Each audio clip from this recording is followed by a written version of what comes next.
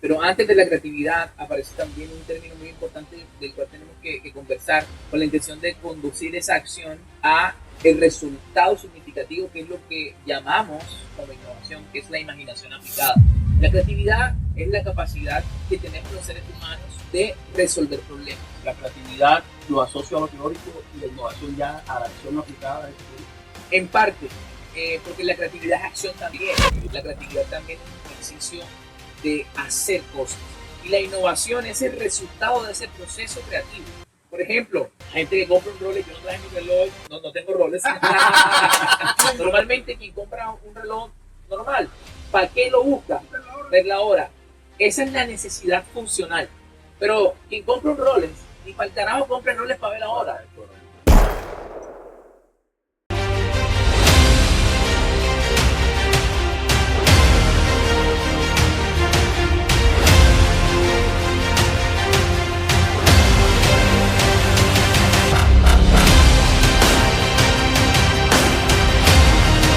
Buenos días, buenas tardes, buenas noches. En el lugar donde te encuentres, bienvenido a este episodio de InSpeaker, donde vamos a hablar de innovación versus empresario.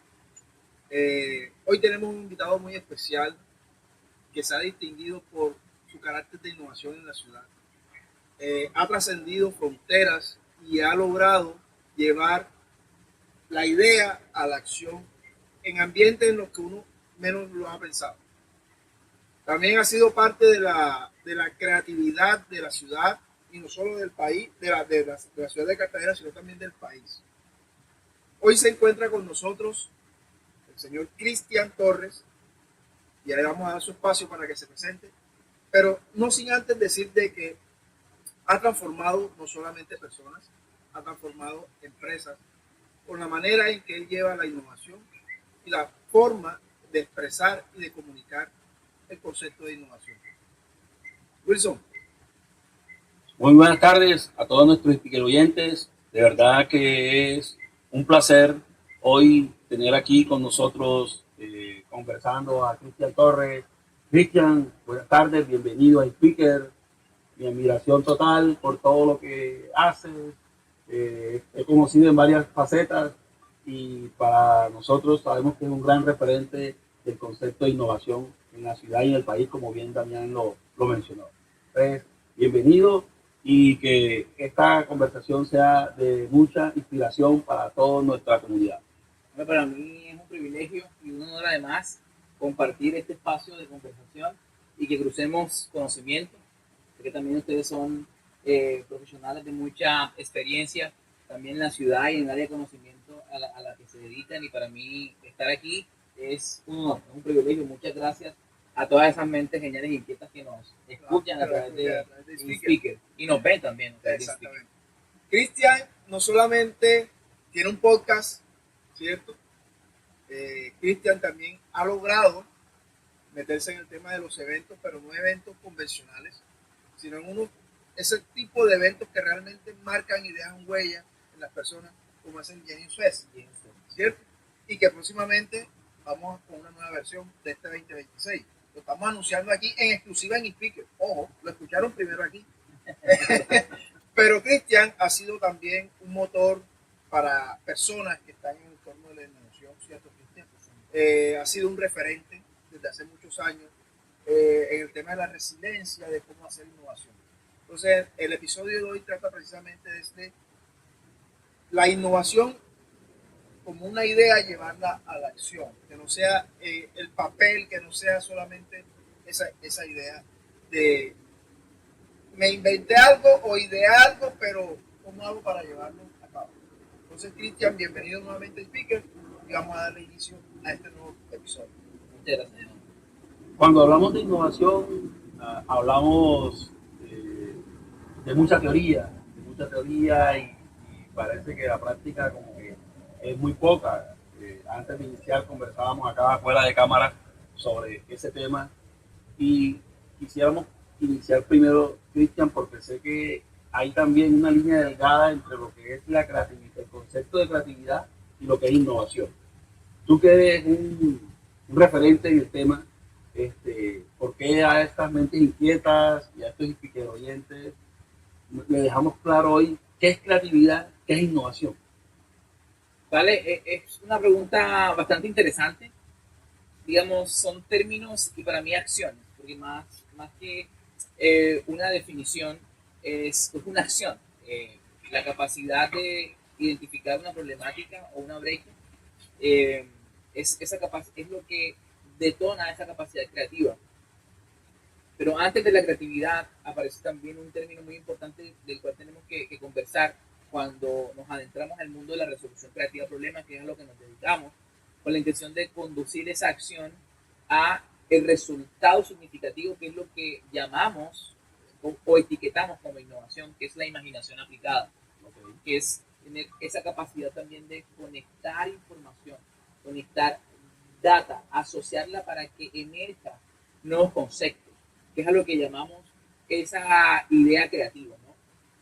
La creatividad, en esencia para nosotros, como en Ingenios lo vemos, es la capacidad que tenemos los seres humanos de resolver problemas, Okay. de resolver problemas y de asociar información de forma diferente y novedosa que pueda generar soluciones que aporten valor en esa intención de intentar resolver ese problema.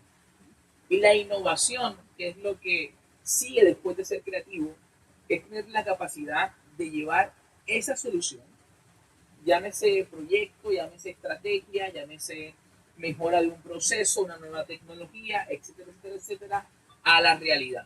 Es introducir ese concepto en un entorno relevante que genere evidencias de que realmente está generando la solución a ese problema o está generando beneficios, un retorno también de ese esfuerzo que hace el creativo o la empresa a la hora de resolver un problema. Y aquí es muy importante entender que la innovación, y aquí nosotros somos muy estrictos en eso y nos alineamos mucho a esos autores que asocian la innovación a la consecución de resultados. Es la única forma que yo pueda etiquetar algo de innovador, es que lo hemos llevado a un entorno relevante y ha surgido un resultado novedoso, pero también ha generado una serie de beneficios de como retorno también de inversión por el ejercicio de intentar resolver ese problema. O sea, que ahí podría yo resumir así rápidamente, la creatividad lo asocio a lo teórico y la innovación ya a la acción aplicada de esa teoría. O sea, en parte, porque la creatividad es acción también. Okay. La creatividad no solamente no es un ejercicio meramente académico o teórico. La creatividad también es un ejercicio de hacer cosas, de conectar información, de probarlas. Y la innovación es el resultado de ese proceso creativo. Ese resultado de ese proceso creativo. Y después de la innovación viene el ejercicio del emprendimiento, Okay. que es tener la capacidad de ese valor que hemos creado, poderlo transferir constantemente y sostenido en el tiempo y que eso tenga un retorno también en valor para quienes hacemos la innovación. Cuando tú has mencionado varias veces la palabra valor, pero cuando hablamos de valor nos hacemos énfasis a un valor económico, un valor eh, emocional. Gracias por esa pregunta, Wilson. Cuando hablamos de valor, podríamos definirlo en esta forma y para mí es una definición muy acertada que hace Alejandro Salazar, además consultor colombiano que escribe un libro que se llama Estrategia Emergente. Okay. Valor es un subconjunto de beneficios simultáneamente relevantes y distintivos para el cliente o usuario. Entonces, vamos a discusionar esa definición. Cuando estamos hablando de valor, porque la innovación es un ejercicio que busca crear valor, transferirlo al mercado y que en medio de esa transferencia exista un retorno de valor de vuelta para quien generó la solución. Y ese valor para el mercado, para el cliente, es, como lo dice Salazar, un subconjunto de beneficios. Si imaginemos que tenemos dos conjuntos, una serie de atributos que es relevancia. Cuando hablamos de relevancia en innovación, estamos hablando que mi propuesta, mi proyecto, mi tecnología, Okay. mi negocio, mi solución tiene una serie de elementos que ayudan a resolver una serie de problemas o necesidades de un conjunto de personas. Por eso es relevante, por eso se desea. ¿Sí? Porque posiblemente, si no tengo en cuenta ese encaje problema-solución, podríamos estar creando cosas que nadie quiere, que nadie desea. Y eso, como consecuencia, lleva a un negocio que fracasa. Porque si yo desarrollo algo que el mercado no desea, que no quiere, porque realmente no resuelve un problema, una necesidad o deseo, no va a tener mercado, no va a tener clientes. Entonces no voy a pasar a la atracción que necesita mi solución. Porque en el mundo del desarrollo de un emprendimiento o negocio, primero lo que buscamos es que mi solución, lo que estoy pensando desarrollar, primero encaje la solución con un problema real de mercado, lo que llamamos encaje problema-solución. Okay. ¿Ya? Entonces, cuando hablamos en términos de valor, en relevancia, hablamos de eso, de ese fenómeno, que mi solución realmente adquiere valor o adquiere la etiqueta de ser relevante porque resuelve en mayor medida los problemas de la gente en tres niveles importantes: funcionales, sociales y emocionales. Okay. Entonces, allí todas esas etiquetas que tú mencionaste del valor son importantes. Funcionales, que resuelven una tarea específica desde el punto de vista técnico. Social tiene que ver con cómo la gente quiere ser percibida por su círculo social. El impacto que tiene. Ya, sí, y hay muchos productos o estrategias de desarrollo de productos que se crean alrededor de cómo la gente quiere ser percibida en un entorno, en su círculo social. En su círculo social. Por ejemplo, gente que compra un Rolex. Yo no traje mi reloj, no tengo Rolex. Bueno, oye, me pusiste a dudar. Sí, hago la aclaración porque van a decir, pero yo siempre cuando quiero que la gente entienda la etiqueta social del valor, hago el ejemplo de Rolex. Normalmente quien compra un reloj normal, un Casio, lo que sea, ¿para qué lo busca? Ver la hora. Esa es la necesidad funcional. O sea, la tarea específica técnica por lo cual yo acudo a un producto, a una solución. Pero quien compra un Rolex, ni para el carajo compra Rolex para ver la hora. O sea, lo compró porque hay una serie de necesidades diferentes a las funcionales y son más sociales. Un estatus. Más, permite estatus, permite entrar a un club social, presencia. Es como quiere ser Se miran percibido con otros ojos. por otro. Y de hecho nunca mira el reloj. Quiere que le miren en el. Exactamente, que es diferente. Entonces, claro, eso no está ni mal ni bien. Yo siempre digo, cuando yo describo ese comportamiento humano, no lo estoy diciendo desde el punto de vista del juicio. No quiero decir si eso está bien o mal, solamente estamos describiendo una ciencia del comportamiento humano. Claro. Los humanos nos comportamos así. No quiero agregarle un juicio si es bueno o malo. Sino una teoría de comportamiento sí. que literalmente como personas humanas pues estamos tentados a que nuestro círculo social nos vea, o si queremos pertenecer a X círculo social tenemos que actuar como ese círculo social. Una ley de atracción en donde uno tiene que jugar el rol que le corresponde para poder pertenecer a ese círculo. Sí, es una necesidad natural de nuestra ciencia, de nuestra esencia, de nuestra especie Homo sapiens humana, que además es muy social. Es más social y emocional que racional. Nosotros, incluso hay estudios basados en neurociencia que nos dicen que más del 85% de las decisiones que tomamos los seres humanos son motivadas por un factor más emocional, social, que meramente racional. Entonces, eso no está para mí ni bien ni mal, es la esencia de nuestro comportamiento. Y si yo quiero ser una estratega de negocio, desarrollar productos que tengan éxito, yo tengo que conocer al humano. Es para quien estoy creando valor. Y fíjate que no es lo mismo la filosofía de compra del hombre que de la mujer. Claro, también hay una serie de comportamientos que gatillan decisiones. Y tenemos, mira, en innovación tenemos un montón de ejemplos sobre eso. Podría contarles el de Bank of America, por ejemplo, que es de IDEO. Pero antes de irnos ahí, porque me quedé solamente en el segundo nivel, para terminar la idea el técnico, el social, funcional, el social, emocional, y por último tiene que ver el personal.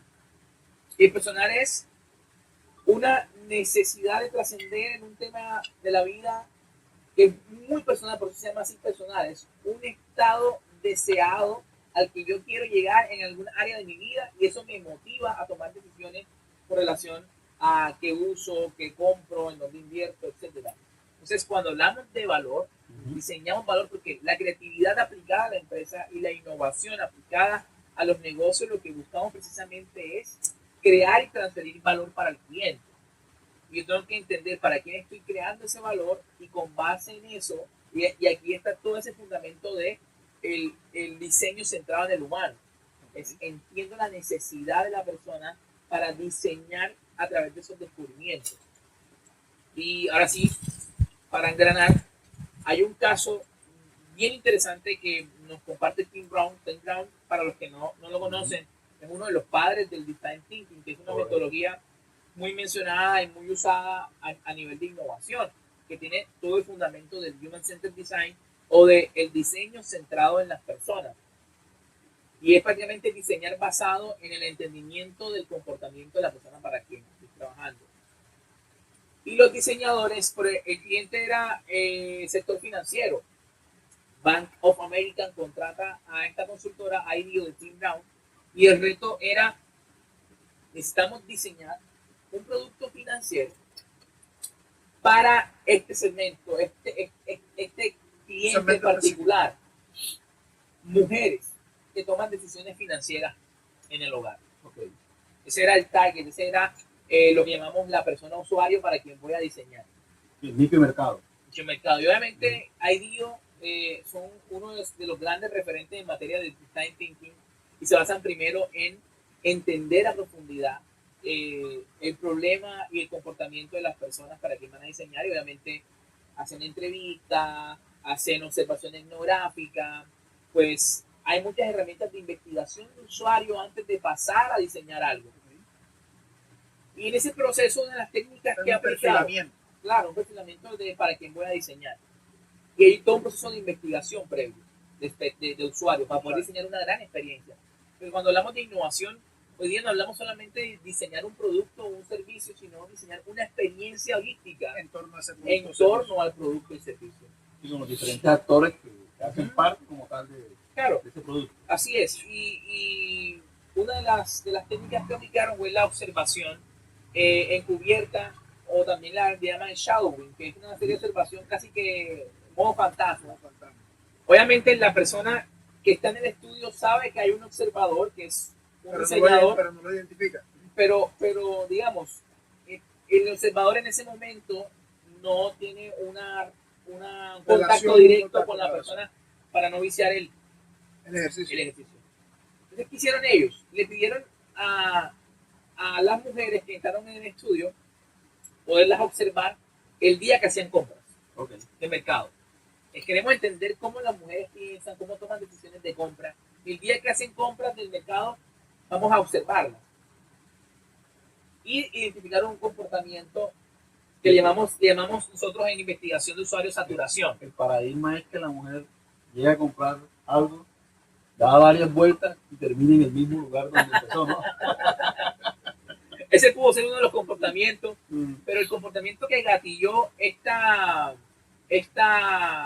servicio financiero, que generó millones de ganancias para Bank of America, fue que se dieron cuenta que la mayoría de mujeres observadas hacían listas.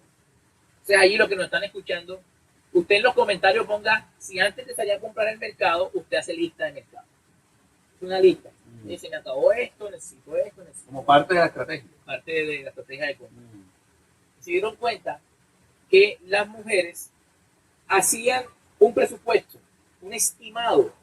Pero entendemos que, por ejemplo, en Estados Unidos, la compra es $9 con tanto centavos de dólares. Ahora, matemáticamente, ponernos a hacer esa operación es más compleja para algunas personas. Entonces, ¿qué hacían las mujeres? ¿Qué se imaginan ustedes que hacían? Todo lo llevaban al entero. Claro. Lo redondeaban al entero más cercano hacia arriba. Hacia arriba. 99,50. 100. Epa. 99,5 o 99,7. 10. Entonces, lo que identificaron es un comportamiento natural de hacer un presupuesto que estaba casi siempre por encima del valor real. Entonces, a través de ese comportamiento, gatilló el servicio financiero que estaba buscando el banco, que le llamaron Hit the Change, que es quédate con el cambio. Y es decir, si ya estas mujeres tienen un comportamiento natural instalado y hay saturación, ¿qué es saturación en investigación de usuarios? Saturación es cuando un comportamiento se repite varias veces en los usuarios que estoy estudiando. Es constante. Eso me demuestra que posiblemente ese segmento que estoy estudiando, la mayoría tiene ese mismo comportamiento. Y Tim Brown, uno de los principios del design thinking es diseña teniendo en cuenta el comportamiento natural que ya tiene el cliente. Okay. Porque si hay algo No lo jodido, cambies. porque si hay algo jodido en el mundo es cambiar el comportamiento Sí, de una persona. exactamente. Hay un estereotipo de la persona. Sí, ya hay un comportamiento natural. Es cómo puedo aprovechar ese comportamiento para yo instaurar allí mi servicio o mi servicio, mi producto. Claro. Y tiene lógica. Claro. Y el negocio no es tan sencillo y eso ahí es donde muchas veces no necesitamos, digamos, tanta parafernalia para desarrollar un servicio innovador. A veces nos si no partimos es- la cabeza pensando, ¡ay! Resulta que si la no es respuesta es más entender, fácil. la respuesta ya muchas veces la tiene el cliente, pero no sabe. Si yo decía, el cliente a veces no sabe, Lo que quiere. pero realmente ya tiene una serie de comportamientos que gatillan al Y, diseñador. y intuye, y lo lleva uno a la intuición de después de definir. Por ahí Claro, es. en Ok. innovación, en Design Thinking nosotros le llamamos los point of view, los puntos de vista del usuario, que luego traducimos en principios de diseño. O sea, esos descubrimientos te permiten convertirlos en insights. Correcto. Y los insights para nosotros son descubrimientos. Para un diseñador de producto, de servicio, es lo que hacemos en Ingenio y lo que, digamos, y en innovación, a través del Design Thinking y de las metodologías que nosotros usamos, precisamente es traducir esos descubrimientos luego en principios de diseño. Es decir, la solución debería tener estos Principio. atributos de valor, porque esto lo va a hacer relevante y lo va a hacer distintivo. Y para terminar la historia de Bank of America, es que lo que hicieron fue llegar a un acuerdo con las plataformas de supermercado. Le dijeron, mira, vamos a crear un servicio financiero que se llama Keep the Change. Las personas que están afiliadas a nuestro banco, cada vez que vengan y te van a pagar con nuestra tarjeta, tú le dices Keep the Change. Tú quieres dejar el cambio. Es decir, tú le vas a redondear la cuenta al entero más cercano. Y la diferencia se la vas a llevar como una especie de bolsillo. A su cuenta de ahora. Ya, ahí que estaban resolviendo. ¿Qué problemas para hablar de la relevancia? Falta de... No tengo el cambio. Eso puede ser. O el tema también desde el punto de vista del cliente, le estás facilitando el ahorrar. El ahorrar, correcto. Muchas Sí, veces sí. las personas no tienen una cultura De financiera de ahorro Así es. y se les hace difícil. Pero aquí, fíjate que estaba el problema, le ayudas a ahorrar, generas un nuevo servicio financiero que genera retorno para el banco y además está diseñado sobre un comportamiento que ya está instaurado natural en las personas. Combinación mágica. Perfecto. Si ustedes buscan, y la tarea es, entren a internet, busquen el caso de Bank of America, Keep the Change, y busquen los números. Más de 200,000 y algo de usuarios nuevos al banco en menos de 2-3 meses. Solamente una cifra que me acuerdo, pero digamos, en materia de retorno, en finanzas, los números son gigantes. Y nace de una solución que parte de Sencilla. entender que lo que uno hace con innovación es entregar valor. Yo me quedo con dos cosas, Cristian, y una de ellas, y antes de decirlo, eso me recuerda el caso de Walmart. Ajá. En Walmart sucedió algo parecido, Ajá. en donde Walmart pero en este caso son los hombres que van a comprar. Ok. Ya papás que llegan a comprar, que llegan con los niños montados en los carritos, se dieron cuenta que había una baja de compra de licor en el centro, en el supermercado. Ajá. Y resulta que cuando los papás, lo primero que hacían cuando iban con los niños era llegar al sitio donde estaban los pañales. Y por la prisa se olvidaban de comprar la cerveza y salían. Y resulta Los que pañales y se iban. los pañales cogían y se iban. Y resulta que el pasillo de los pañales estaba en el otro lado del pasillo de las bebidas alcohólicas. Ajá. ¿Qué hizo Walmart? A base de un estudio, vio el comportamiento de los clientes y lo que hizo fue estante de pañales, estante de cerveza. Entonces el papá cada vez que llega, pañales, cerveza, chao. Pañales, Hacía cerveza, la chao. compra completa. Se iba con el paquete. Entonces, fíjate que no estamos tan Entender alejados de al entender el usuario es comportamiento. importante. Comportamiento. Y por eso yo me quedo con dos cosas y una de ellas es el valor. El valor para el usuario, para el cliente, para mí, no es igual, lo entiendo así. O sea, desde la perspectiva que tú nos lo explicaste ahora, el valor puede ser distinto para cada persona que interactúa dentro del proceso. Para el usuario final, para el que está diseñando el producto, o a veces hablamos del usuario final, pero a veces el usuario final, si me pongo el ejemplo de papá, mamá, hijo, mamá, papá, hijo, el usuario final es el niño, pero el que paga es el papá. Entonces, para el papá el valor puede ser diferente que para el niño. Ahí me parece una diferenciación muy importante que hacer cuando aparece ese fenómeno es cliente-usuario. Okay. O sea, ¿quién es el cliente? El cliente es el que paga. Okay. ¿Y quién es el usuario? El que usa. Okay. Esa característica puede estar en una misma persona. Si yo puedo ser cliente y usuario al mismo tiempo. Perfecto. O sea, yo pago y yo uso. Pero en el ejemplo que tú estás, por ejemplo, en el ejemplo de la primaria, la escuela primaria, el niño es el usuario, pero el padre, la madre, es un cliente. Sí, y hay elementos del servicio que te convierten en algún momento, o sea, en ese viaje del usuario, digamos, en la experiencia, tú puedes ser usuario en algún momento, pero tú tienes el rol más de un cliente y eso es muy importante entenderlo. Cuando tenemos también relaciones B2B o business to business o empresa a empresa, también sucede lo mismo. Por ejemplo, nosotros que somos una empresa de consultoría, nos pasa mucho ese fenómeno. Está quien necesita la solución que nosotros tenemos, pero ese no es el que aprueba y el que aprueba no es el que paga. Y el que paga no es el que usa. Entonces, cuando uno se acerca a las negociaciones, pues yo tengo que entender quién tiene esos roles y poder entender qué valor le estoy entregando a cada uno. Ahora, vamos por ejemplo a un ejemplo que también es muy usado, el tema de McDonald's. Okay. Antes de la cajita feliz, McDonald's no se había percatado que al restaurante iban familias con menores, con niños, con niñas. ¿Quién se dio cuenta? Una persona que ayudaba con el tema del aseo del restaurante. Una persona que está al frente del negocio que nosotros llamamos el frente del negocio.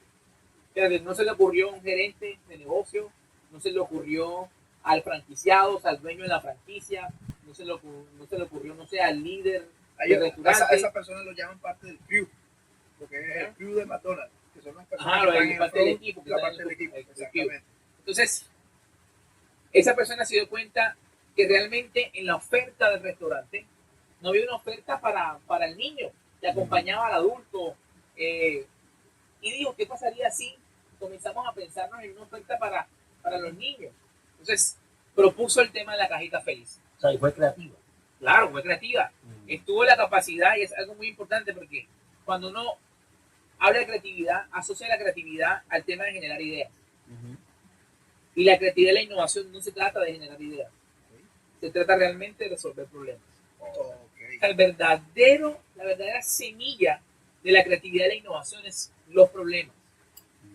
Entonces, hay que enamorarse del problema, los problemas que hay en el mercado, los problemas que tiene la gente, porque si yo resuelvo problemas del mercado, los problemas que tiene la gente, tengo negocio. Si yo logro generar una solución a un problema real en el mercado, tengo negocio. Y mientras a más personas les pueda resolver el problema, más negocio. Y aquí hay dos decisiones estratégicas en materia de emprendimiento. Ya que estamos hablando de innovación y emprendimiento. Yo puedo agregar poco valor para resolver un problema de mucha gente. Eso me genera a mí una ganancia, pero tengo que venderle a mucha gente para tener una buena ganancia. O enfocarme en agregar mucho valor a un segmento más reducido. Y ahí me parece todo el tema de las cosas más luxury, más premium, o sea, más exclusivas, ¿ya? Entonces, por ejemplo, volvemos al tema del Casio y de roles.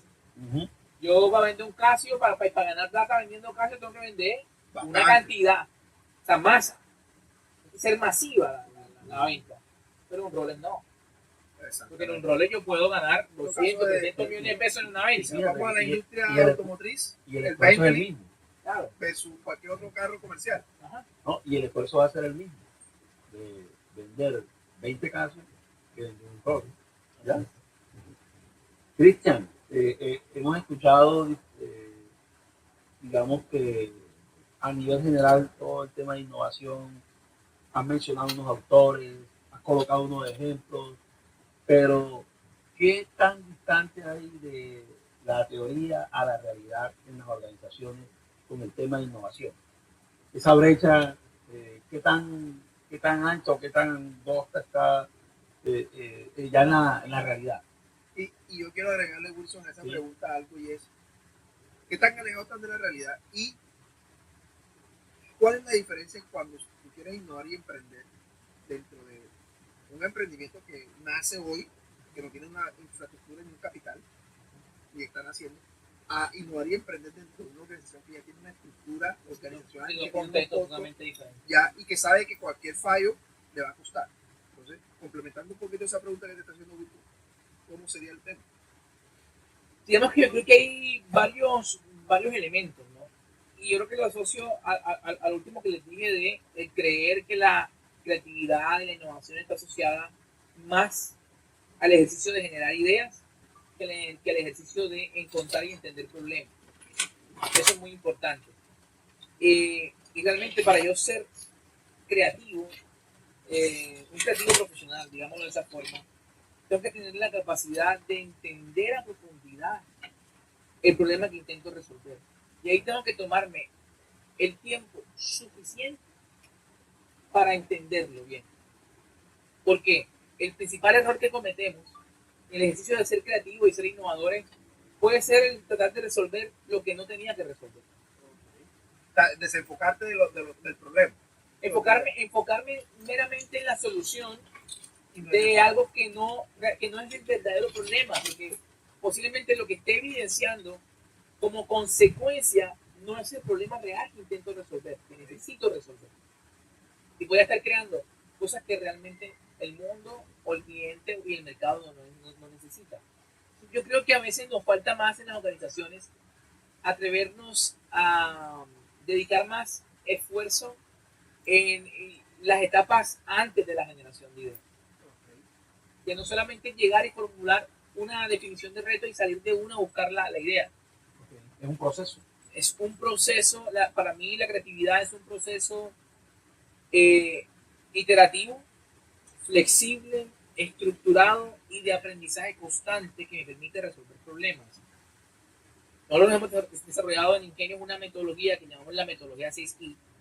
Y cuando llegamos a la fase del proceso creativo, la primera I la llamamos inversión, que parte de lo que gatilla al inicio de esa fase de inversión y de entendimiento del problema es la identificación de una brecha. Y una brecha es un fenómeno que puede estar en el mercado o a nivel interno de la organización que nos permite identificar o analizar nuestra realidad actual y tratar de identificar también el estándar o el ideal futuro en esa área, en esa necesidad, en ese problema, en ese elemento, en ese Realidad factor. versus ideal. Realidad, el hoy versus el estado futuro ideal. Y una brecha emerge cuando aparecen esta siguiente condición o estas dos condiciones. El estado futuro es diferente al estado actual y además es mejor. Ahí aparece una brecha, hay algo que tiene que cambiar. Y no estamos siendo, no tenemos los niveles de productividad que esperamos. Hay un tema de inconformidad con lo que tenemos. Con el estado actual, no estoy vendiendo lo suficiente. Nuestro producto no es el líder en el mercado o no está teniendo la atracción que esperamos. Nuestro producto no está resolviendo de manera eficiente las necesidades técnicas y funcionales de la gente. Estoy perdiendo mercado. Todas esas cosas generan la necesidad de entrar en un proceso estratégico, de creatividad estratégica y de innovación. Y muchas veces yo veo que para la pregunta que me hace Wilson, bueno, entre lo teórico y lo que nos dicen de la innovación y cómo lo hacemos en la realidad, como lo ves, creo que ahí hay algo que nos falta todavía aprender de organizaciones como IDEO, por ejemplo, que hacen énfasis en la importancia de salir a untarse las manos al cliente, salir a observarlo, hacer entrevistas a profundidad. A veces no queremos invertir, digamos, en esa fase que da el entendimiento y que ya con los ejemplos que hemos dado hemos evidenciado la importancia de salir a entrevistar, de salir a observar, de tener ese punto de vista también del usuario. Y fíjate que ahora me haces recordar que en los procesos de innovación en las organizaciones que yo he trabajado, donde he participado en esos procesos. Y creo que el común es, venga, encerrémonos a pensar. Innovación a puerta cerrada. Eso para mí es una de las principales críticas también a esa forma de lo ideal y la realidad que en la que hacía énfasis Wilson. Innovar a puerta cerrada es complejo. O sea, es la forma más equivocada de hacer innovación. Es la forma más fácil de perder dinero. Okay. Con la intención de innovar. Sí.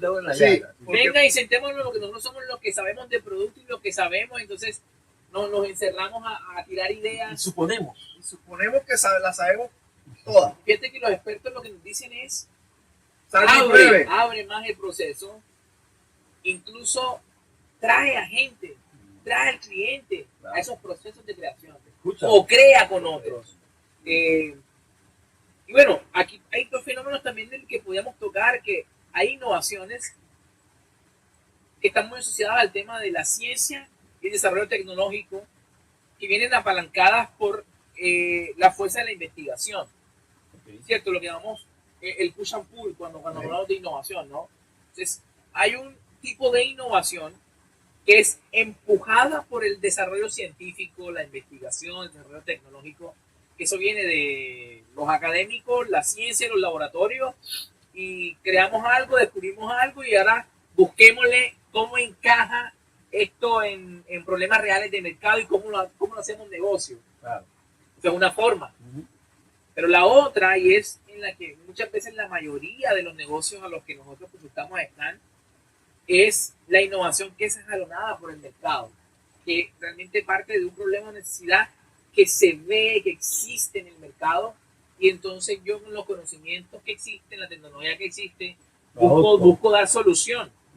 Busco dar solución. Entonces, claro, a puerta cerrada está bien si tú eres un centro de desarrollo tecnológico, eres un laboratorio, eres un académico, una necesidad que está en ese proceso de expandir los límites del conocimiento científico. Y de ahí vemos después cómo usamos ese conocimiento para hacer innovación.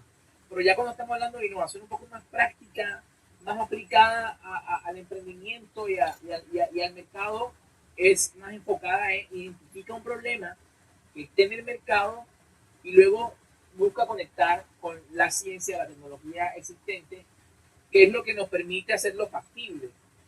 Incluso Tim Brown nos dice que una innovación es una solución que es deseable, factible y viable. Deseable, factible Y viable. Son los tres criterios del design thinking. Yo le agrego otro que es impacto. Ese impacto hoy día puede ser social y ambiental. Entonces, aquí el deseable tiene que ver con relevancia, tiene que ver con que la gente lo va a desear porque resuelve un problema. Factible tiene que ver, existe el conocimiento y nosotros podemos acceder al conocimiento y la tecnología necesaria para desarrollar la solución. Eso lo hace factible, o sea, técnicamente, tecnológicamente. Viable es viabilidad financiera. Oye, voy a invertirle 100 pesos a esto y ¿cuánto va a retornar? Tenemos la capacidad financiera para desarrollar la solución y además eso va a tener un retorno financiero de vuelta. O un impacto. Ya el impacto también es en doble vía. Impacto, beneficio al entorno, es lo que estoy construyendo, que hoy día es muy importante tener también esa capacidad, esa noción de filtrar lo que hacemos, es lo que estoy desarrollando, tendrá, qué impacto ambiental o social tendrá. Eso es muy importante hoy día en el mundo de los negocios. O sea, antes era un tema que no se le prestaba mucha atención y podemos encontrar pues muchas empresas que ganaban mucho dinero pero tienen un impacto ambiental negativo en el entorno o social también negativo. Luis Buto, ¿no? Sí. Bueno, hay un montón ahí de ejemplos. No voy aquí a entrar a mencionar se me vino a la mente. Hay muchos ejemplos, pero digamos, no los mencionamos para que no nos digan de pronto nos venga como en el contexto, digamos, social en el que estamos, las marcas hoy día tienen que tener en cuenta el impacto ambiental o social de su. Pero fíjate que, o sea, bien, no mencionarlos, pero creo que eso derivó que se le prestara atención al tema ambiental. Sí, claro. Por el ruido que se hizo. Claro, y es que hoy día las nuevas generaciones son más conscientes. Correcto. Y están demandando, digamos, que las empresas sean más responsables a nivel ambiental y social. Entonces, hasta que el mercado no fue consciente y no exigía, pues las empresas solamente se enfocaban en el beneficio financiero y no prestaban atención al impacto ambiental y social. Sí. Pero hoy día realmente el mercado es más consciente, es más activo, es más informado. Y Se hay preocupa más por esos normatividad, los gobiernos también han sido más conscientes. Las regulaciones de que han emergido, claro, Exactamente. ayuda a que seamos más conscientes. Entonces, yo creo que para responder a Wilson, esa es una de las cosas, como que no dedicar el tiempo y el esfuerzo suficiente a entender el mercado, a entender la gente, a investigar, hacer innovación a puerta cerrada, o pensar que la innovación es un ejercicio de una vez al año hacer no sé, un evento para hablar de creatividad y entramos y ponemos el espacio bonito y tiramos globos y se ve bonito. Nosotros hacemos eso, pero como consecuencia de una cultura sólida. O sea, digamos, nosotros sí creemos en el tema de trabajar la cultura de innovación. Correcto. A través de estas iniciativas de hacer, no sé, un día de la creatividad, una semana de la creatividad, un evento que movilice a la gente, que tenga dinámica, que sea lúdico, que esté gamificado, pero tiene que estar acompañado realmente de un esfuerzo consciente y sostenido en el tiempo para que no se convierta en una actividad que no impacta realmente en los números del negocio, en los resultados del negocio. Eso me lleva a hacerte una pregunta, Cristian, y es la siguiente, relacionada con que, ¿cuál ha sido, bueno, te voy a hacer dos en realidad. La primera es, ¿cuál ha sido el mayor obstáculo con el que tú te has encontrado cuando la gente te dice, vamos a innovar? Y la segunda es, cuando una empresa te dice, Cristian, necesito innovar en mi empresa, ¿qué sí debes y qué no debes hacer? Creo que anterior a esas dos me habías hecho esa pregunta. No sé si recuerdas lo que me hiciste antes. Sí, la anterior. No dejarla sin responder tampoco. Pero después respondemos a estas dos que están muy buenas las preguntas. La anterior a eso fue prácticamente si la cultura de la empresa, cuando tú estás dentro de la empresa, ¿cómo te llegas tú a decir que voy a perder dinero dentro de la empresa? Yo la voy a reformular porque voy a algo de la experimentación. Sí, voy a tratar de engranarla con estas dos que te acabo ahora. Es experimentar dentro de una empresa que ya tiene una estructura, que tiene una estructura muy grande, y cuando equivocarse cuesta dinero, a una empresa que está empezando, que no tiene una estructura organizacional. Entonces, esa pregunta, engránala ahora con estas dos que te he hecho, para que sea una sola línea. Normalmente lo pongo irlas respondiendo una a la vez para ser más puntual. Son dos contextos totalmente diferentes, ¿no? El que ya está y el que viene empezando. El que está empezando, digamos, a emprender de cero, podemos decir que muchas veces tiene como mayor libertad, digamos, porque no está inmerso en muchas veces en culturas corporativas que buscan eficiencia. Y la innovación al inicio está lleno de muchos riesgos de incertidumbre, porque desconocemos muchas cosas. Entonces, realmente si estoy transitando caminos que conducen a verdadera innovación, hay cosas que desconocemos. O sea, hay riesgo de incertidumbre. Porque si ya sé todo, es que quiere decir que estamos haciendo más de lo mismo. Es que ya es algo que es cotidiano para nosotros y entonces no es innovación para ti, no es nuevo para ti. De acuerdo. Entonces, creo que el que emprende, digamos, lejos del corporativo, porque también se puede emprender en un corporativo a lo que llamamos intraemprendimiento, tiene un poquito más de libertad para tomar decisiones. Pero para ambos el tema de la experimentación es fundamental. O sea, todos dos tienen que aprender a pensar como científicos, más que como innovadores. Porque yo creo que lo que ha hecho el tema del Lean Startup y el tema Eric Rice, y antes de Eric Rice está Steve Blank, que habla de todo el tema de desarrollo de clientes. Más, Eric Rice lo que hace es tomar todo el marco de trabajo de Steve Blank de desarrollo de clientes y de Manual del Emprendedor, que es un libro como así de gordo. Un libro gordo de petete. Sí, que es recomendadísimo, el Manual del Emprendedor.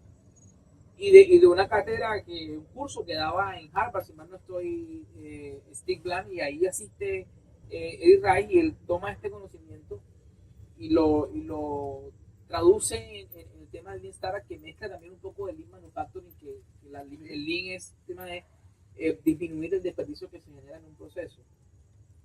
Pero yo lo asocio más a verlo como un proceso científico traído al desarrollo de negocios, porque se fundamenta en el tema de establecer hipótesis. Es decir, no se fundamenta en transitar la innovación a través de certezas, sino a través de la duda. De la incertidumbre. Claro, porque hay mucha incertidumbre y riesgo, y el proceso de experimentación que tú has, digamos, hecho alusión, lo que busca es hacer los experimentos que sean necesarios con el mínimo esfuerzo, tiempo y recurso que me permitan recibir un feedback útil para tomar decisiones estratégicas con relación a lo que estoy creando, basada en datos, ¿verdad? Que disminuya al máximo ese fenómeno de desconocer elementos, factores que podrían poner en riesgo lo que estoy desarrollando. Pero a medida que, si yo trazo como dos líneas, una línea por acá arriba está el nivel de riesgo y incertidumbre, por acá abajo están los experimentos. A medida que yo voy avanzando de un experimento a otro, lo que voy haciendo es esto. Aumento la fidelidad del producto y disminuyo el nivel de riesgo y incertidumbre. Hago un experimento aquí, conozco más del mercado, conozco qué funciona, qué no funciona, conozco qué sí es viable, qué es factible, qué impacto estamos generando, si la gente ha hecho ese mercado o no. Esa data me va permitiendo tomar decisiones estratégicas y me permite aumentar la fidelidad porque me permite con mayor libertad y con decisiones estratégicas basadas en datos poder invertir más recursos en el desarrollo del producto. Okay. Y así permitimos que si nos equivocamos, ahí está la gran bondad de la experimentación empresarial, es que si llegamos a equivocarnos, el totazo que nos damos no es tan fuerte. Porque estoy pensando siempre en ser austero en el tiempo y los recursos que invierto en el desarrollo hasta que no tenga la suficiente información también para poder avanzar. Pero como es un fenómeno también, digamos, contradictorio y paradójico, es porque no me puedo tampoco pagar si no conozco, sino que tengo que avanzar para poder conocer. Es cómo lo haces que no impacte tanto, digamos, tus recursos. Entonces, eso es igual para ambos. Okay. Pero es más complejo para el corporativo que ya tiene años de desarrollo. Porque aquí también voy a un marco de trabajo que es la empresa Mi Diestra. No sé si lo han escuchado, que es tener la capacidad de explotar y explorar al mismo tiempo. O sea, es normal que en un corporativo uno establece procesos para ser eficiente.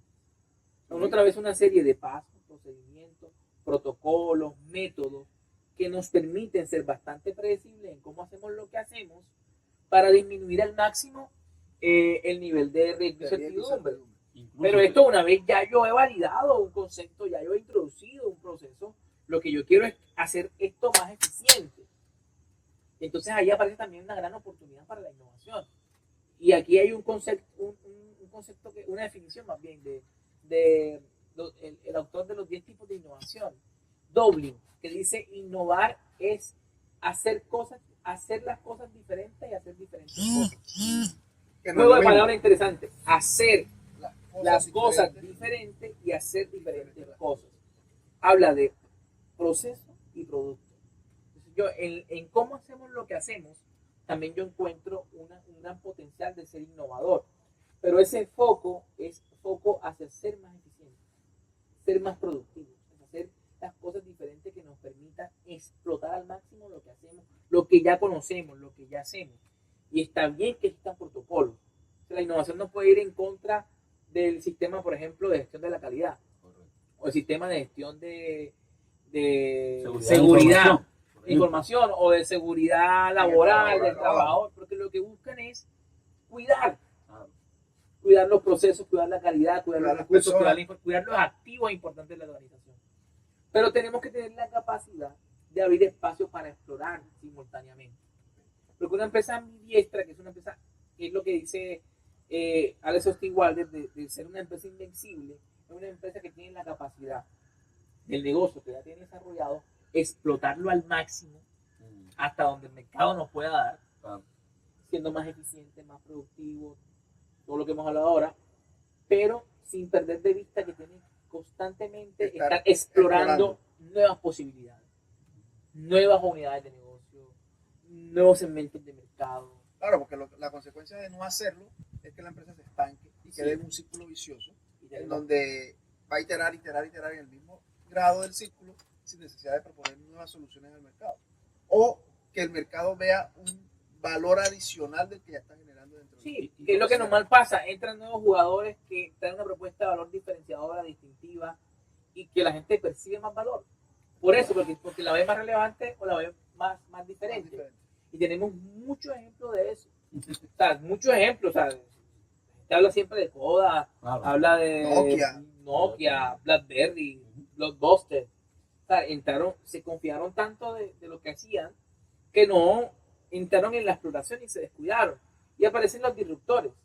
Son los disruptores. Dice, mira, quien introdujo el término de innovación disruptiva fue Clayton Christensen en el dilema del innovador. Y la teoría de Christensen con el tema de la innovación disruptiva, que realmente hacen pocos, a veces yo escucho hablar de innovación disruptiva y hablamos de, pero realmente pocas son las personas que hacen realmente innovación disruptiva. Lo que él planteaba ahí era que la innovación disruptiva, por lo general, o sea, no es excluyente esta definición, pero por lo general el comportamiento es que viene liderada o la hacen jugadores pequeños. Ya, por ejemplo, que no tienen miedo a arriesgarse. Sí, y que son tan pequeños que no les prestan atención. Pongamos el ejemplo de Netflix, con Blockbuster. Entonces, Blockbuster es el grande, el monstruo. Posicionado a nivel mundial como el líder en entretenimiento.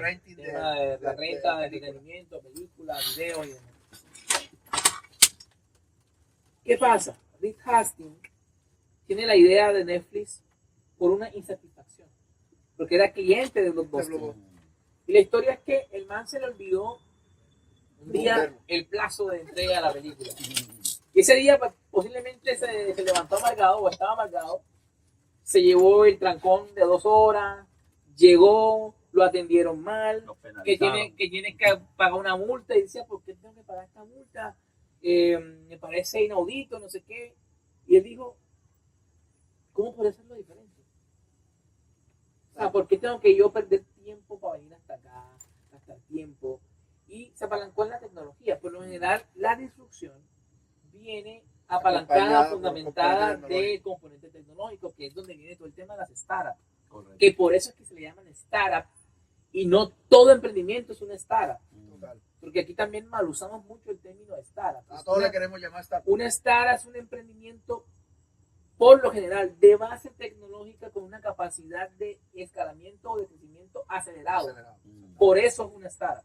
Si no cumple eso, no eres una startup. Por ejemplo, yo no soy una startup.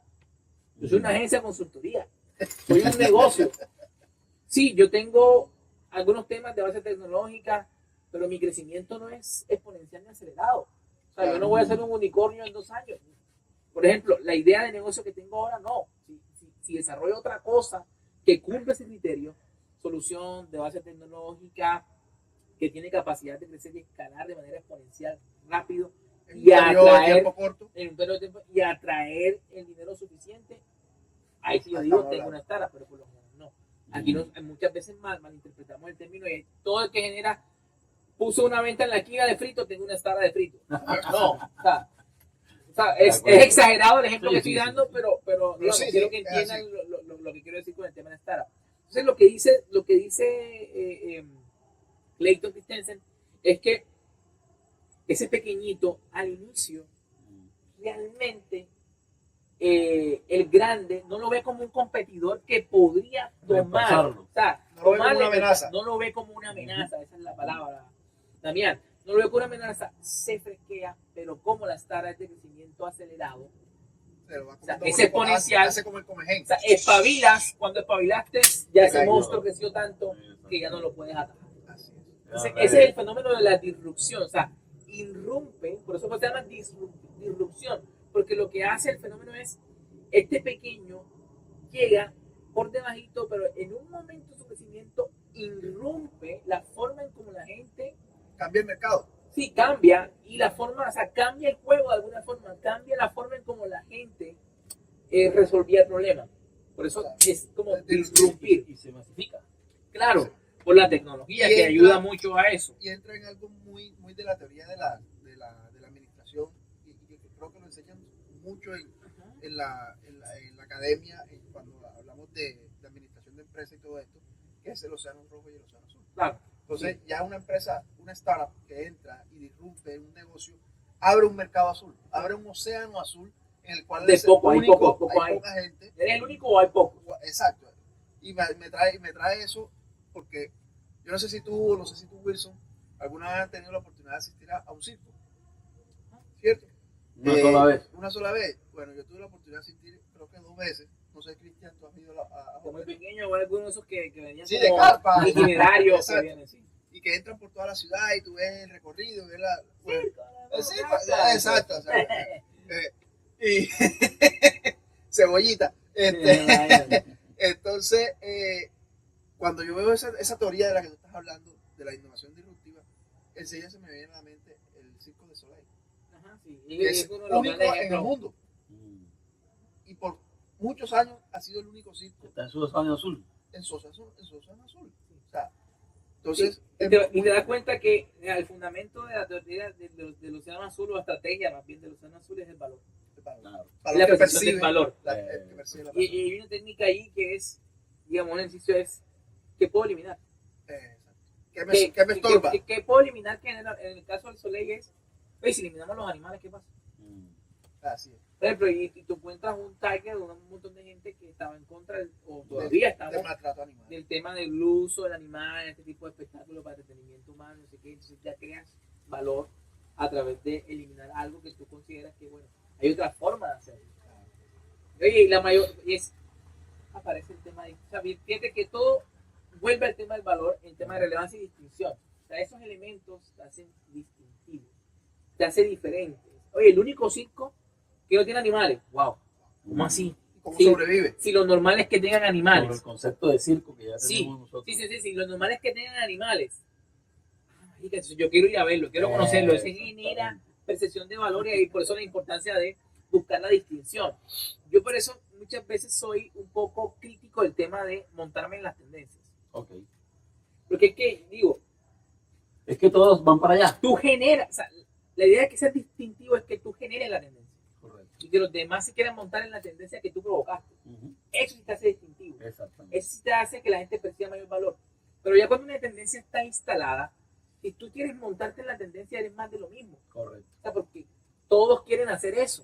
Así es. Entonces, ¿qué te está diferenciando? ¿Qué te hace diferente? Eso es lo que respondimos una de tus preguntas. Las otras dos... No, yo quería también anotar algo con respecto a cuando tú decías de esa empresa que nace innovadora, ¿cierto? De la que ya existe el negocio posicionado. Hay un punto que es la resistencia al cambio. Ya, que te vas a encontrar también con eso que te frena el proceso de innovación. Porque si algo que le cuesta a la gente es sacarlo de la zona de confort. Entonces, eso impacta también el tema cultural de la innovación en las organizaciones, diría yo. Sí, totalmente. Sí, claro, la resistencia al cambio, digamos, hay mucha resistencia a la innovación en los corporativos que ya están, digamos, que ya llevan años en su operación. Porque la innovación en esencia es incómoda. Cambiar la mentalidad de la gente. O sea, innovar no es fácil. Eso es una de las cosas también que hay que aclarar, que es una de las cosas que también la gente quiere muchas veces entrar en el facilismo, en el reduccionismo de las cosas. Innovar requiere un esfuerzo. O sea, requiere esfuerzo y, por ejemplo, apoyo de la dirección, muy importante.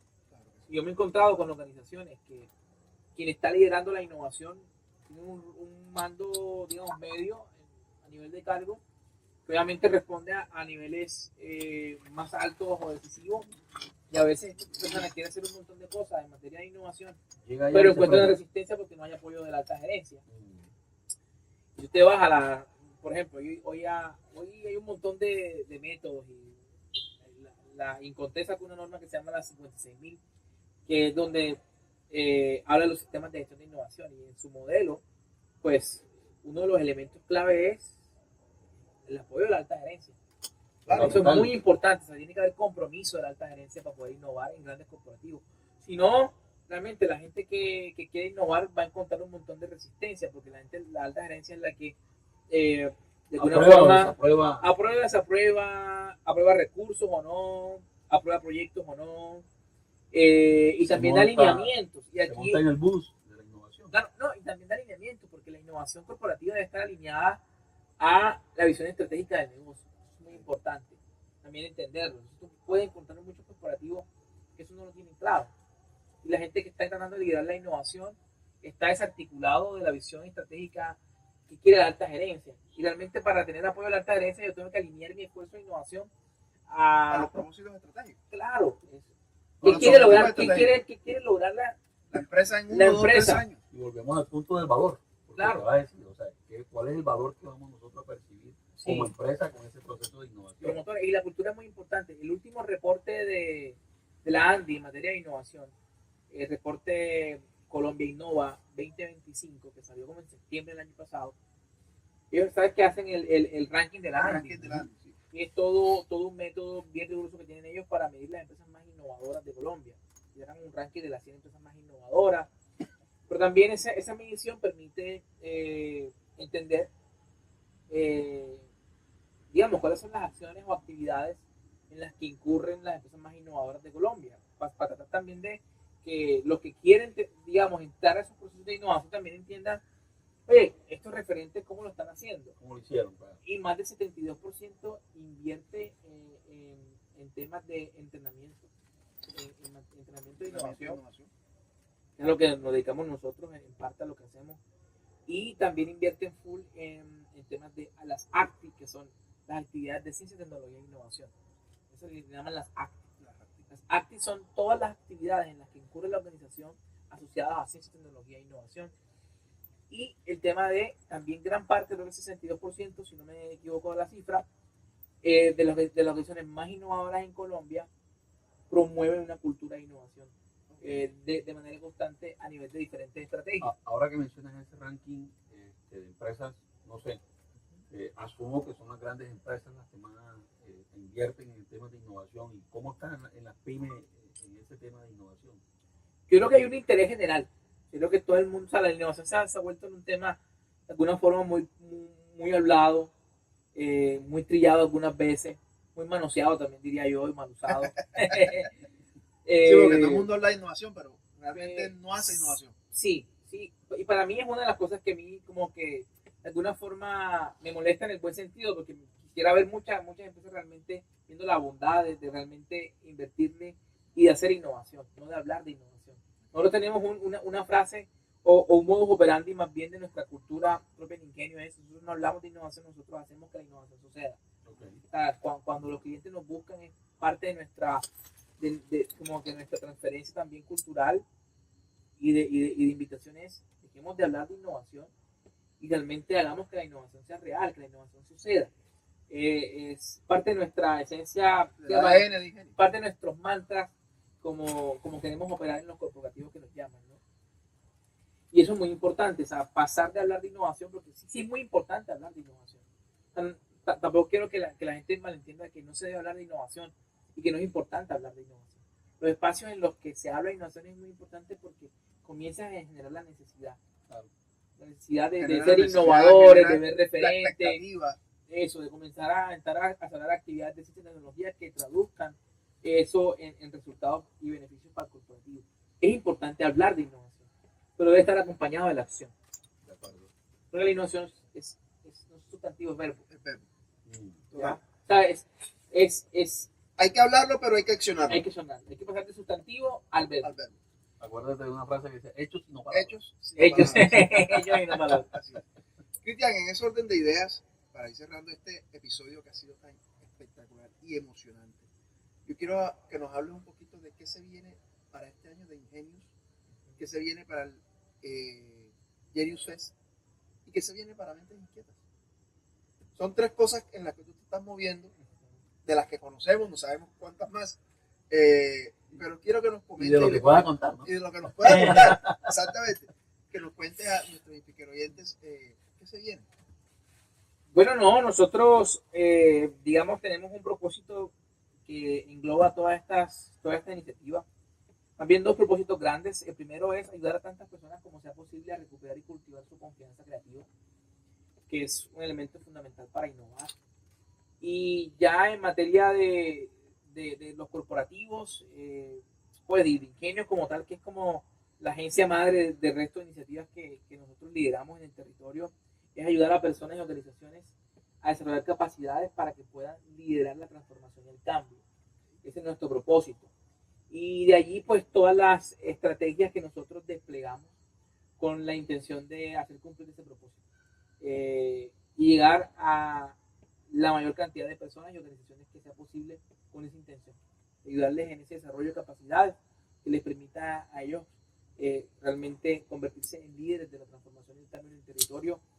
Y con Genius Fest, el propósito más que todo es conectar. Es conectar y ser un catalizador y sumar al potencial de innovación del territorio. Eso además es un indicador de innovación que se mide de la siguiente forma: número de interacciones de valor en materia de actividad de ciencia, tecnología e innovación entre los actores, por los actores de un ecosistema al cuadrado. Entonces, en esencia, el Genius Fest inició, ya vamos a la tercera versión presencial, porque realmente antes lo hacíamos virtual desde pandemia, del 2020, lo comenzamos a hacer virtual, obviamente por las condiciones de la pandemia, pero ya llevamos 2 años que lo hemos hecho presencial y realmente surgió como un experimento y con la intención de celebrar la creatividad y la innovación. O sea, yo soy un apasionado de la creatividad y la innovación. Son dos temas que me apasionan un montón y los que siempre estoy ahí con esa mente inquieta y curiosa, porque siento que desconozco mucho todavía el tema. Siento que todavía, o sea, es un tema muy grande que siempre hay algo que aprender, siempre hay algo que descubrir en el mundo de la creatividad y la innovación. Cada vez tú entiendes, digamos, en materia de creatividad está todos los avances neurocientíficos que nos van enseñando también cómo funcionan el órgano que más usamos al momento de pensar. O que a veces menos usamos. También. Y en materia de innovación, pues, el mercado cambia constantemente a velocidades vertiginosas y siempre hay que estar y ahora que atento. Todo el mundo anda con el tema montado en la película de la IA, entonces todo... Sí, después de la IA vendrá otra cosa que ni sabemos qué será, la computación cuántica. O sea, hay muchas cosas que realmente deparan un futuro lleno de mucho descubrimiento, de mucho desarrollo y que van a ir a velocidad. Sí, flash. eso es muy importante, que los nuevos inventos que hemos visto, la curva de cambio, de introducción tecnológica, de adopción, es cada vez es menos corta. Así es. Cabeza corta. Y bueno, para terminar ahí la pregunta de Damián, nada, con el Genius Fest iniciamos con la intención de celebrar y conmemorar la creatividad y la innovación y de compartir conocimiento, como lo hacen ustedes aquí en el podcast, con InSpeakers. Y la idea era también conectar a esos actores y que nos permitan, a través de esa conexión, generar soluciones que nos permitan transitar a un territorio más inteligente, más creativo y más innovador. Eso, y con el podcast, pues nada, yo digo que el podcast ha sido una excusa con la intención de sentarme con gente que yo considero más inteligente que yo para aprender. Este es el caso. No lo contrario, sino que estamos con gente más inteligente que nosotros aquí sentados hablando. Yo sé que ustedes en muchas áreas son más inteligentes que yo también y que nos enriquecemos a través de esta conversación. Claro que sí. De manera mutua. O sea, realmente el podcast, como yo le he dicho a mis invitados y a mi amigo cercano, es una simple excusa de tener un espacio de sentarme con gente que yo admiro, con gente que veo que está haciendo una cosa interesante y que, oye, podemos sentarnos, conversar y dejar esa conversación grabada para inspirar a las nuevas generaciones, para inspirar a empresarios, emprendedores y también, digamos, también otro propósito secundario que tiene el podcast es mostrar de que en el territorio hay gente que tiene capacidades y que está haciendo cosas muy buenas y que merece también ese reconocimiento. Creo que ahí respondiste a la pregunta que te iba a hacer, porque en la comunidad, cuando compartimos lo que estábamos haciendo como speaker, tú nos hiciste un comentario que fue lo que nos impulsó a seguir y decir, hombre, tenemos que reunirnos. Quisiera que nos dijera qué te llamó la atención de speaker. Bueno, mira, yo soy un consumidor de podcast de hace ya varios años atrás. Y siempre pensaba, o sea, consumía podcast de gente de España, de gente de Estados Unidos, o sea, México bastante. México es un, o sea, gran productor de podcast. Estados Unidos, México son de los países más grandes en materia de producción de podcast. Entonces, y yo, digamos, una de las cosas en las que yo reflexionaba es que no encontraba pocos productores de conocimiento locales. Entonces, también fue una de las cosas que me motivó a comenzar mi iniciativa de podcast, pues ya, bueno, si no lo vayas, hazlo. Es, crea la empresa que tú quieres que exista. Si algo no está, es una oportunidad para que tú lo puedas hacer. Correcto. Entonces, y ahí comenzamos, ¿no? Y luego ver también otros actores en el territorio, o sea, en Cartagena. Digamos, a mí me parece interesante y me parece que eso es muy productivo para el territorio. Que eso es importante que suceda y que ojalá emerjan más generadores de conocimiento, de contenido de valor. Porque también creo que estamos inundados, llenos de generadores de contenido de entretenimiento. Correcto. Y está bien, el entretenimiento es un área fundamental del ser humano. Nosotros necesitamos diversión. Nosotros necesitamos, además de las necesidades fisiológicas, la alimentación, la salud, el cuidado, el sexo, el conocimiento, la inteligencia. Todo eso es importante y también es importante los momentos de diversión, de entretenimiento. Claro que sí. Pero para mí la proporción es desproporcionada. La proporción es desproporcionada. O sea, hay mucho generador de contenido de entretenimiento. Lo que llamamos los influencers, no sé qué. Y está bien, para los que les gusta ese tipo de contenido está bien, pero yo sé que ahí afuera hay un montón de gente que también demanda un contenido como este, como el que estamos haciendo nosotros, como el que está haciendo el maestro Alfo con Polimatía, como el que estamos haciendo, como el que están haciendo ustedes con Speaker. Y entonces yo creo que eso es beneficioso. Es beneficioso para el territorio, es beneficioso también para las generaciones futuras, de que tengan referentes diferentes. Porque a mí me preocupa que todo el mundo quiere ser influencer hoy día. Sí. De hecho, hay muchos, tú siempre le preguntas a los chicos de hoy, ¿tú qué quieres hacer? No, yo quiero ser influencer. Así es. Claro, y voy a lo mismo cuando describimos el comportamiento de compra o del humano es, no quiero que porque por ahí lanzar quiz, no estamos lanzando. No estamos diciendo que sea malo o que sea bueno, exacto. Pero también yo quiero, digamos, aportar un contenido diferente e inspirar a otras personas de que también es una vía, de que generar contenido de conocimiento de intelectual también es importante. Digamos, no digo de valor porque quizás también los que consumen entretenimiento ven valor allá y es un valor diferente. Pero digamos, creo que este tipo de espacio es fundamental y es fundamental porque podemos también bajar el conocimiento a nuestra idiosincrasia, a nuestra cotidianidad. Correcto. Porque, a nuestro lenguaje, porque muchas veces también lo que encontramos es que tenemos muchos referentes extranjeros. Y una literatura en un nivel que está en un contexto totalmente diferente. Sí. Hay la capacidad de la adopción de la innovación, o sea, la innovación es un fenómeno social. Claro. O sea, la innovación realmente es un proceso social que se alimenta. Se fue la luz. Se fue la luz.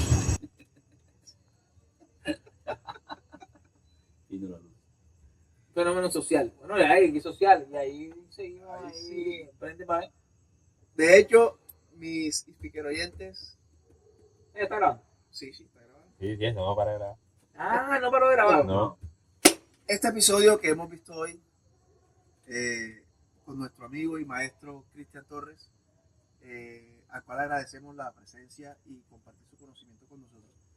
Queremos que lo disfrutes en nuestras redes sociales, no te olvides seguirnos.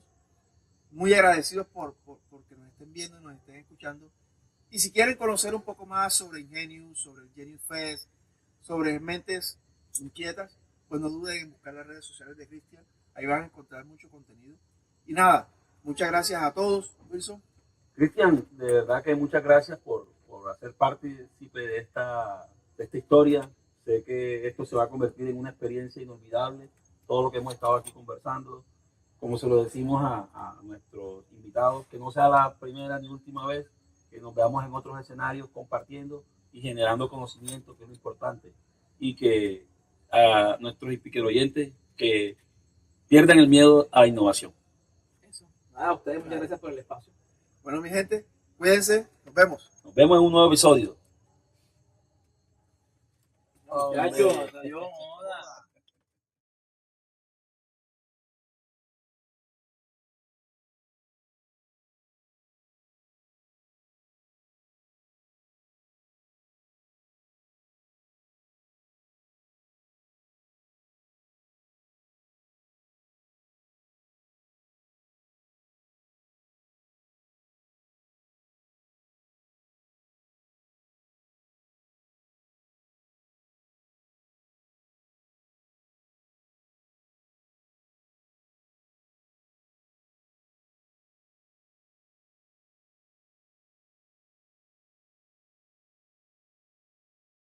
Thank you.